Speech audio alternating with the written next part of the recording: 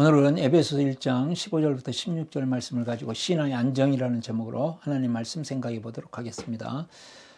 지금 에베소 교회는 바울 사도의 투옥으로 말미암아서 혼란스럽고 그 다음에 교회의 미래에 대해서 불안하고 있습니다. 이런 가운데 가장 필요한 것은 신앙의 안정입니다. 그래서 바울 사도께서는 지금 신앙이 에베소 교회 교인들이 안정되기를 위해서 기도했는데, 이 신앙의 안정은 어디에서 오느냐 했을 때 균형과 조화를 이루는 신앙생활 속에서 온다 하는 말씀이 되겠습니다. 바울 사도께서 그렇기 때문에 이 신앙의 안정을 기하도록 균형과 조화를 이루는 신앙생활을 위해서 기도하고, 그 기도한 것을 또 에베소에 보내는 편지에다가 기록함으로 말미암아서 이것이 강력한 권면의 형태를 가지고 지금 말씀하고 있는 것입니다. 그래서 오늘 말씀의 주제는 신앙의 안정은 균형과 조화이다. 신앙의 안정은 균형과 조화이다. 신앙이 안정되려면 극단으로 가는 것은 안정되지 않습니다. 극단으로 가는 것은 안정하고는 이제 반대되는 개념이죠. 이제 모든 측면에서 극단은 매우 매력이 있습니다. 그러니까 극단으로 가는 거거든요. 그렇지만 거기에는 많은 위험성이 있습니다. 정치적으로도 극단으로 가면 매력이 있죠. 그러나 거기에는 위험성이 있습니다. 우리가 이제 극단으로 가서 위험한 것 중에 가장 이제 대표적인 것이 중독증이다, 이렇게 할 수 있는. 중독 현상을 일으키는 것은 거기에 무엇인가 매력이 있기 때문에 사람들이 중독에 빠지는 것이고, 그것은 실제적으로는 자기의 삶을 파괴하는 것이라는 위험성이 있습니다. 예를 들면 니코틴 중독. 담배 안 피우는 사람은 왜 담배를 피우는지 이해를 못합니다. 그럼에도 불구하고 담배 피우는 사람은 이 추운 날씨에도 밖에서 벌벌벌 떠면서 담배를 계속 피웁니다. 그럴 때는 무엇인가 그것에 대한 큰 보상이 있기 때문에 사람들은 그러고 있는 것이죠. 모든 측면에서 그렇습니다.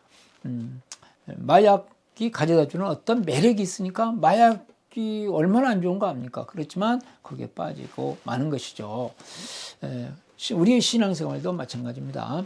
우리가 균형과 조화를 이루어야 되는데 한쪽 극단으로 가면 그것이 우리에게 매력을 주는 것처럼, 참 좋은 것을 주는 것처럼 이렇게 생각할 수도 있습니다.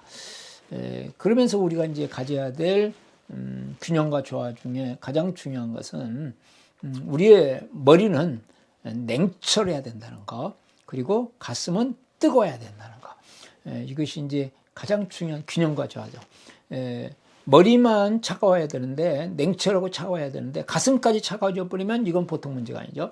가슴만 뜨거워야 되는데 머리까지 뜨거워져 버리면 이제 분별력을 상실해 버리는 거죠. 그래서 머리는 냉철해야 되고 가슴은 뜨거워야 된다. 이 두 가지가 균형과 조화를 이룰 때 우리는 제대로 된 신앙생활을 할 수가 있게 되겠습니다. 바울 사도께서 지금 어떤 측면에서 보면 에베소 교회가 신앙의 안정을 가져오기 위해서 균형과 조화를 이루어야 된다고 말씀하셨나 할 때 두 가지로 생각해 보겠습니다. 첫 번째는 감사와 기도가 되겠습니다. 16절 말씀을 보시면 내가 기도할 때 기억하며 너희로 말미암아 감사하기를 그치지 아니하고 씁니다. 여기에서 특징인데 기도하고 그 다음에 감사가 같이 갔다는 걸 볼 수 있죠. 어떤 사람은 기도만 합니다. 근데 기도하면서 반드시 감사가 가야 기도가 제대로 이루어집니다. 그래서 예수님께서도 죽은 나사로 앞에서 오병이의 기적을 행하실 때 전부 감사하시면서 기도하셨습니다. 또한 바울 사도께서 빌립보 4장 6절에 감사하며 아뢰라고 이렇게 말씀하고 있습니다. 자, 이처럼 감사와 기도가 같이 해야 된다. 감사만 있는 것도 아니고 기도만 있는 것이 아니라 감사와 기도가 같이 갈 때 하나님의 뜻이 이루어지고 신앙의 안정감을 가져오면서 하나님의 큰 은혜를 체험할 수 있다. 그런데 특별히 여기서 기도하면서 어떻게 했냐면 기억하며 그렇게 말씀했거든요. 그러면 기도할 때는 자신이 하나님 앞에 나가서 기도하는 거 있겠습니까? 기도하는 것은 하나님 앞에 나가 하나님을 만나고 하나님과 의사소통을 하고 하나님을 닮아가는 것. 이게 이제 기도의 핵심인데, 그러면서 자신이 나갔다는 거죠. 자신이 나갔을 뿐만 아니라 지금 기억한데 무엇을 기억했냐면 지금 에베소 교회를 기억했습니다. 그러니까 바울 사도는 지금 사역자이기 때문이기도 하지만 계속해서 하나님의 뜻 안에서 지금 중요하게 생각하는 것은 교회입니다. 왜냐하면 교회라는 기관을 통해서 하나님께서는 하나님의 나라를 세워가시기 때문이죠. 이 땅에 예수님이 오시면서 가장 먼저 하신 말씀이 때가 찼다. 하나님의 나라가 가까이 왔다. 그러므로 회개하고 복음을 믿어라. 그렇게 말씀하셨거든요.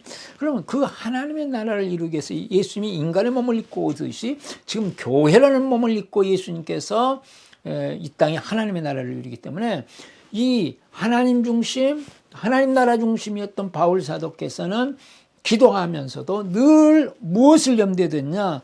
교회를 염두에 두고 기도하며 있었다 하는 것이 되겠습니다.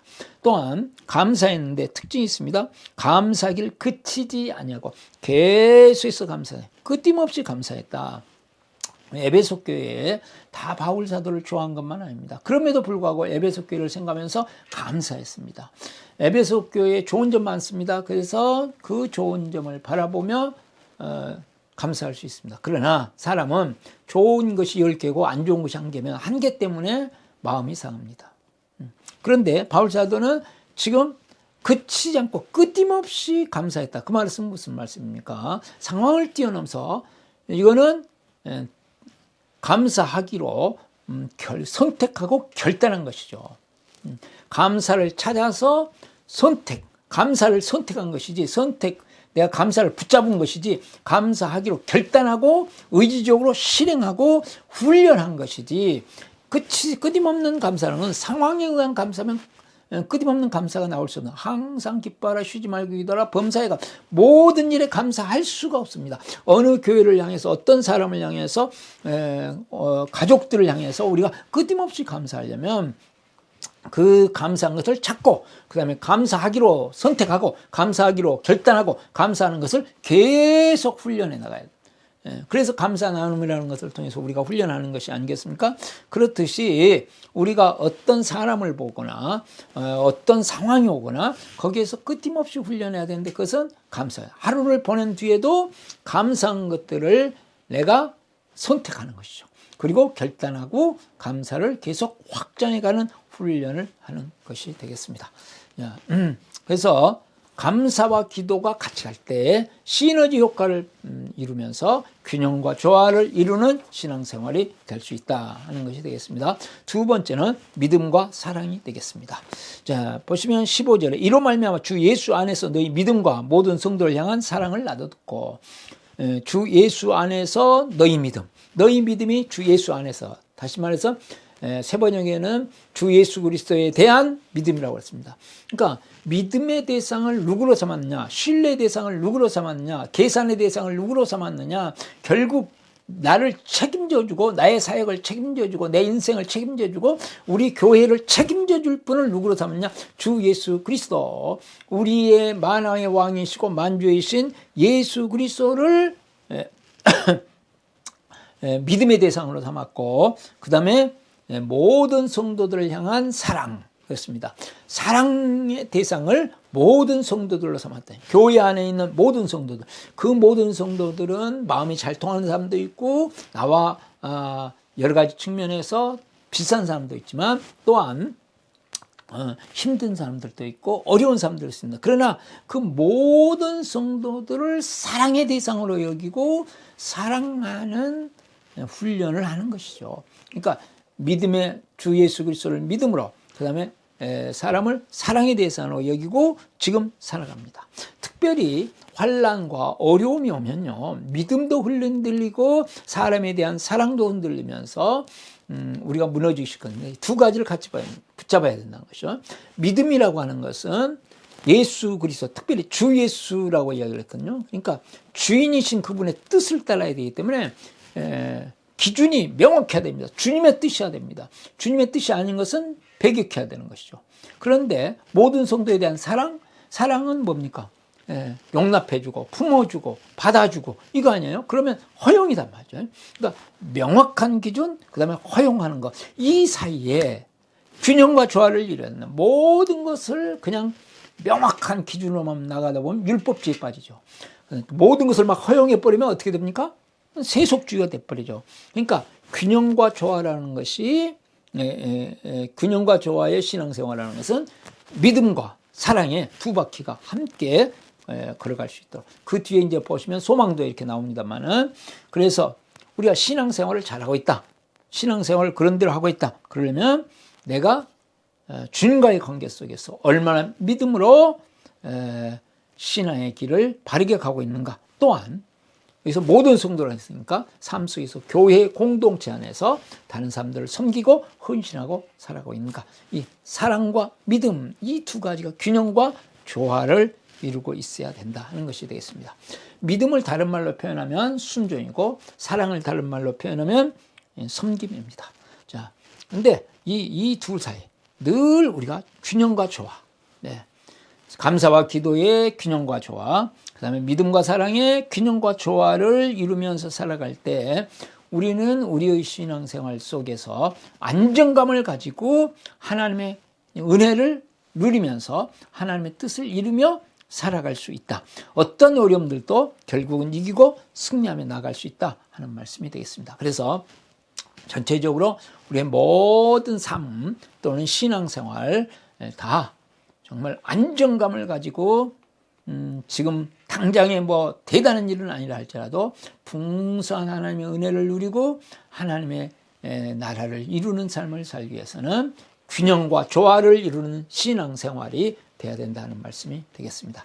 그래서 한 주간 동안도 정말 균형과 조화를 이루는 참된 신앙생활 속에서 감사와 기도, 또 믿음과 사랑을 잘 조화시키면서 하나님의 놀라운 은혜를 체험하시고 하나님의 도우심을 체험하시면서 2021년을 마무리하시고 2022년 정말 비전을 가지고 큰 꿈을 가지고 주님을 맞이하는 축복이 있기를 바랍니다. 기도하겠습니다. 은혜가 많으시고 사랑이 많으신 하나님 아버지, 저희들이 균형과 조화를 통해서 참된 믿음의 삶을, 신앙의 안정감을 가지고 살아갈 수 있도록 도와주시옵소서. 감사와 기도, 또 믿음과 사랑, 균형과 조화를 잘 이룰 수 있도록 하나님 인도하여 주시고, 우리 성도들 어느 곳에 있든지 예수 그리스도의 이름으로 지키시고 보호하여 주시며 2021년을 마무리하고 2022년 영광스러운 새해를 맞이할 수 있도록 도와주시옵소서. 우리 구주 예수 그리스도의 이름으로 기도드립니다. 아멘.